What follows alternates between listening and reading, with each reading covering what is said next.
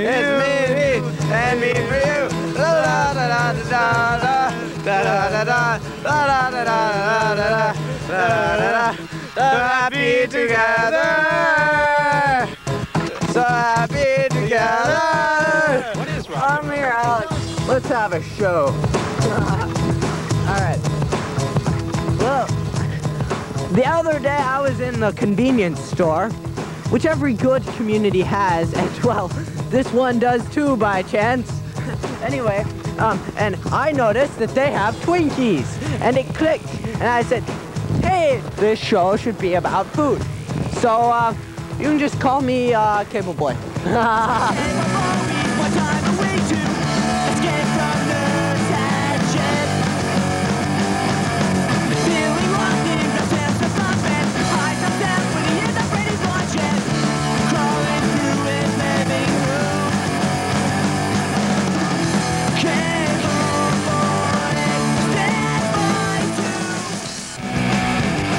Microphone, start the show. Yeah, thanks. Hi and welcome to Standby. This is show 9, so the end is near. From the way Cable Boy was acting at the opening, he could be the next Martha Stewart. We have a great show for you today. On today's show, we have a film from San Marin High students Sean Cole and Greg Lobbs. Another new video from Sloppy Meat Eaters. Cable Boy does justice to some fine food. Will has more from Cuba. Lucas is on the prowl for new videos.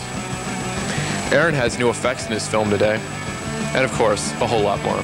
Hey, this is Will Benham, and coming up later in the show, I'm joined here by Elliot Bogle, who recently went to Cuba, so we're going to talk about that. So, thanks for having me on the show, yeah.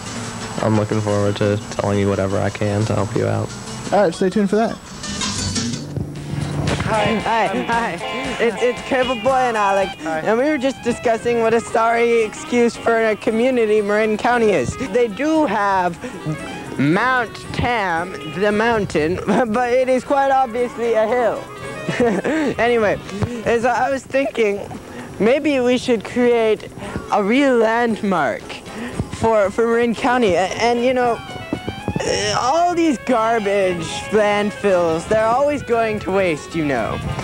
And I was thinking maybe we could take the garbage and make a giant, and you know, sort of form Mount Tam into an actual mountain, a mountain of garbage. You know, we've got to start. It is it's a hill, you know. A hill is a good place to start. And we just cover it with trash, and then it's a mountain. Anyway, so, you know, just a little idea. What do you think, Alec? I picked you some flowers, Cable Boy. Oh, you shouldn't have. They're your favorite, white. Are they from the mountain? No, they're from right over there. Okay, well, let's get back to the show. Cable Boy will be back later in the show. Our first film today comes from Sean Cole and Greg Lobbs of San Marin High, and I've got the two right here with me. Could you tell us a little bit about the film? It's about how critics affect the general movie-going public, basically. And so you did this for a school project for a comm academy. Could you tell me a little bit more about that program? It's a new program. It's not that new, but it's a program at school where it's more based around group work and long-term projects. Well, let's get ready to see the film. Would you introduce it for us? Yeah, we're about to see how critics influence people. We interviewed a few people to hear their thoughts on critics. It depends on the critic, but yes, they do. There are certain critics that I like to read or listen to, and depending on what they say, depending on what the content of the review is, I may make a decision on to go to a particular movie or not. I know a lot of people just don't listen to critics at all. They say, I have to see it for myself to know. And so I don't think it affects it that much, but it might lose a little bit of money. Critics definitely influence my decision to go see movies, because there's a lot of movies out there, and before I spend my money, I want to get somebody else's view of the experience, and a lot of them are pretty good at doing that, so I follow many times their recommendations. I just like to watch a movie. I just like watching a movie in a big screen. Stuart Little. I saw a commercial for it and I thought it was funny, so then we're going to go see it. Did anybody say it was good? Yeah, I've heard it was funny and good. And who told you it was funny and good? Like, I had this friend at school named Devin, and he he just told me at parts it was like funny. Now, our last interview proved that you don't have to be famous to be a critic. Anyone who shares his or her opinion becomes a critic and therefore has influenced someone else. Our next interviews are random moviegoers picked from Nevada's own Roland Plaza Cinemas. Were you influenced to see it by a critic? Yeah, I think so. Which critic? Probably Roger Ebert. Yeah, Jay Leno's show last night with Denzel Washington on it, and I'd heard a little bit about the movie before, so I actually am swayed by the critics, but it was a great movie. Critics voice their opinion through all forms of media. Their reviews and comments are heard whether or not you go see movies. Catchphrases from 2 thumbs up to that little guy clapping sink into your minds as the standard for movie reviews. And as long as they continue to make movies, people will keep criticizing them. For Group G2, I'm Sean Cole. Goodbye. Well, that was an edited version of how movie critics affect the movie-going public.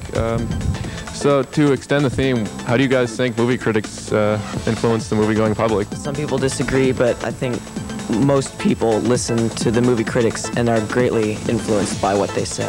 What do you think? I think most people just kind of form their own opinions and don't take what critics say too heavily. So, well, thanks. I'd like to thank Greg and Sean for showing up, and maybe we can have their next project here on standby. We are making sure that you see all the songs off the Seamus self-promotion CD by SME. So here's one of their new songs, Out of Control.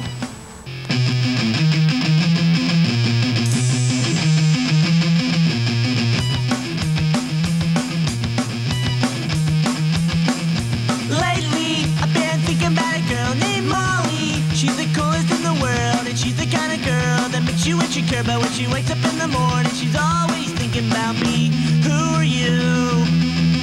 And where did you come from? And what to do now that I live a billion miles from you?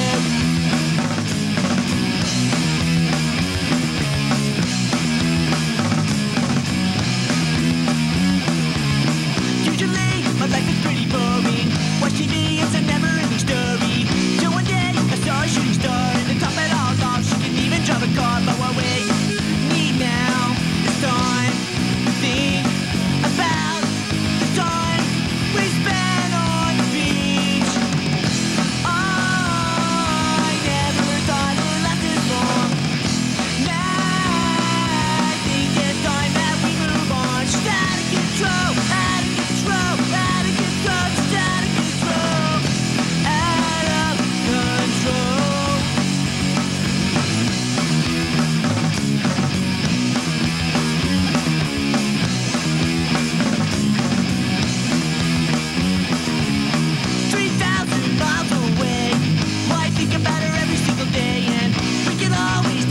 Vegas, get hitched, flying overweight, but careless away.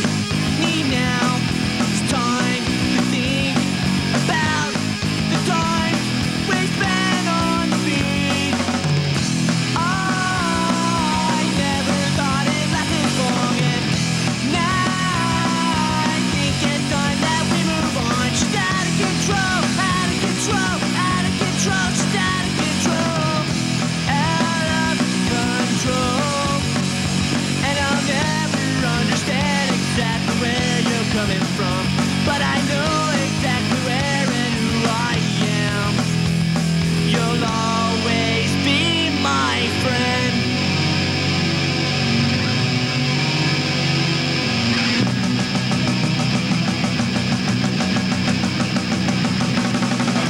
I never thought it lasted long, and now I think it's time that we move on. She's out of control, out of control, out of control. She's out of control, out of control.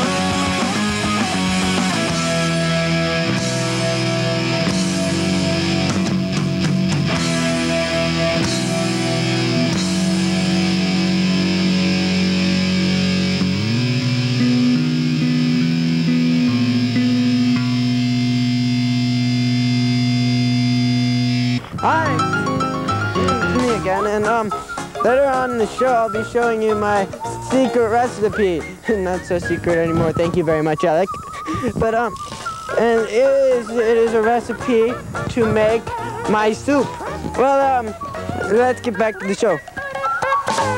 All right, now let's toss to Will Benham, who's got a little bit more for us from his trip to Cuba. What was the highlight of the trip for you?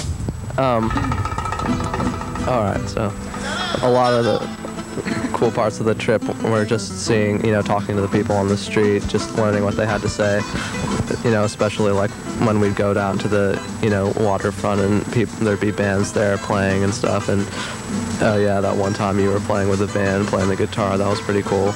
And a couple outside towns we went to, like, I don't remember the names, but there was you just saw people on the street and you talked to them and you just got a really different perspective of what the world was like.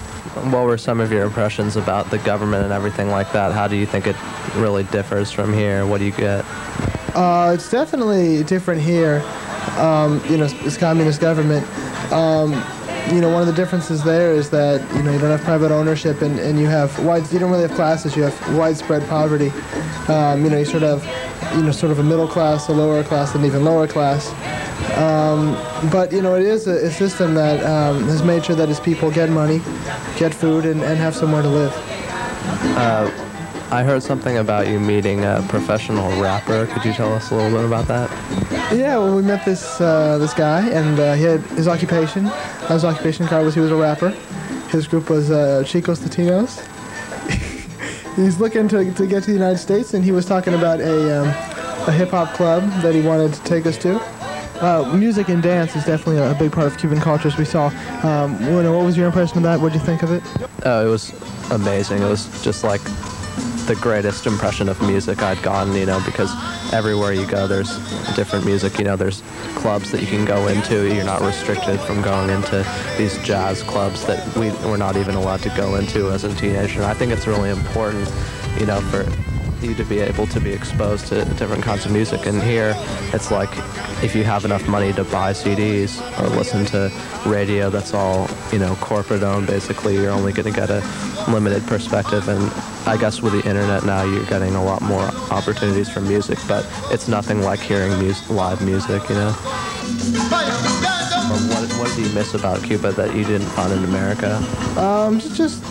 Culture. It wasn't so much here. It seems like it's all about how much you can acquire, how much you can get.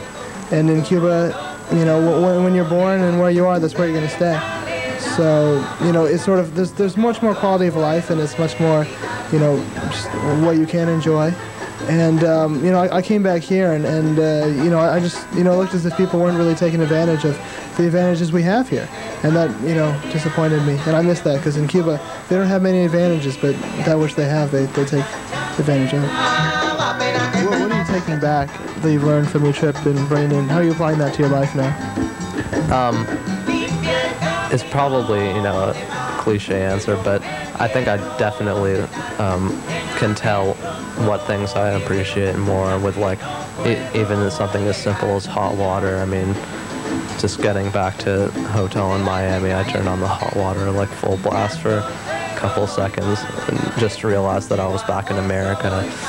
And I don't know, just looking at different forms of government and trying to understand like all medias and everything like that. Getting back here, you're not getting the perspective of what it really is. You're not getting all the news. So I think that what I'm really applying to life from Cuba now is that you need to work hard to understand the world. It's not anything that you can just do by reading one source or, listening to a radio station or anything like that. Do you want to go back soon? Sure. I really want to go back next year. I mean, if it's a total mysterious country, and it's actually like just one big puzzle that you have to figure out different pieces. It's really fun, actually. I'm Will Benham. Now let's get back to the show. Will returns later on the show with more. Look for his upcoming segment with San Rafael High School radio station on Show 10. Do you ever wonder what a segment producer does? Well, now we're going to cut to our own Lucas Hell, who's out looking for the perfect student video. Hi, this is Lucas. I'm here at the Fine Arts Setting at College of Marin, and I'm out searching for the perfect video. One of the reasons I'm here at College of Marin is that colleges are supposed to have video and film departments. I'm here at the Fine Arts Center. It looks like they have little posters up for videos. Let's see, we got the dining room by our private eyes, all sorts of stuff. Maybe these are the perfect video. Stand by. That's us. Look, us. Well, I found myself, what is this, the dark room? No, I don't think this is really the film and video department. Maybe there's the film here, though. Let's see.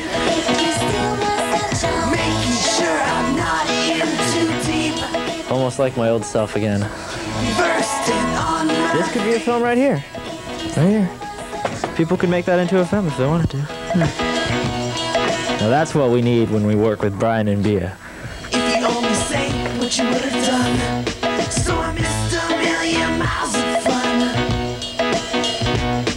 I know. Perfect video. Where could it be? Gotta be a video somewhere. Where is it? What's this? It's a video. I'm gonna have to see what is on it. Well, we finally found a video. We don't know if it's perfect or not, but if it's anything like the videos you've been seeing today, it's definitely on. Hey, you might have the perfect video. Just write to the address on the bottom of your screen, and we'll tell you how to get your very own video on standby.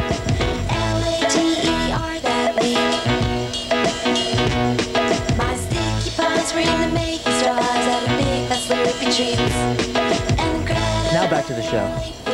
Good, but I really wanted to address that question the two directors earlier posed about movie critics. Well, I feel people's opinions of movies are based upon their friends. If a friend says the movie's really good, they'll like it and they'll go see it. Movie critics don't really matter too much a lot of the time. I never really paid attention to them. Kale Boy thinks that today's show has a food theme, so why not? Let's go to Kale Boy and Alec at Redwood High. Hey, I told you the show is going to be a cooking show. So, welcome to Cable Boy's cooking show. Yeah, my soup, you make it by, you take the leaves and the grain and the veggies. You gotta have veggies, and you mix them around with the mud, and then you take the plastic, and that's your soup. We don't even have a budget. I'm sorry, I tried. So that's our soup. And if you don't like it, you can sit on track. But if you do like it, the recipe is on the web page. Oh, hello, Cable Boy. Alec, get off the set. You're not wanted. You're looking well. Alec, get off the set, please. Oh, Alec, actually, you know what? Would you like some soup? I'm sorry I yelled at you. You know what? It's okay, Cable Boy. We're still friends, right? Yeah, we're bumper buddies. No, I don't want any soup, though. Well, you can go sit on a track then. Fine, maybe I will. Well, let's get back to the show. Yeah, nice art. Kind of reminds me of Marcel. Anyway, well, obviously that's the last time we're ever going to let Cable Boy show any of his cooking segments on this show, or probably any other show, because, well, let's face it, he's no two fat ladies. Cable Boy. How you doing? I'm Aaron Edel. I'm one of your fans. Okay, may I shake your hand? Yes. I've been meaning to ask you if you wanted to be in one of my nightmare movies. I'd love to. Would you really? So, ladies and gentlemen, look for Cable Boy coming soon on one of the nightmare movies. So, what kind of part would I be getting? Like a villain? Because, you know, I've always wanted to play a villain. My name is Kevin. I'm Travis. And I'm Joshua. We are the Sloppy Meat Eaters. And you're watching Stand By. Hi, we're coming to you from College of Marin, and I'm just going to tell you that at Show 10, we're going to be filming Standby from Aaron Adel's set, which is at his house. But this week, we've just got another Aaron Adel film, and he made it just for Standby, so let's roll it.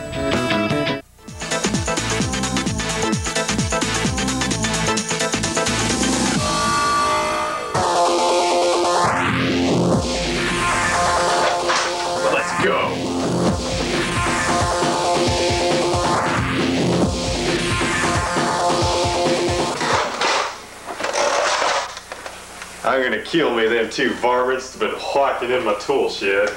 I'll cover you. Right, go. Ready? Right. Go.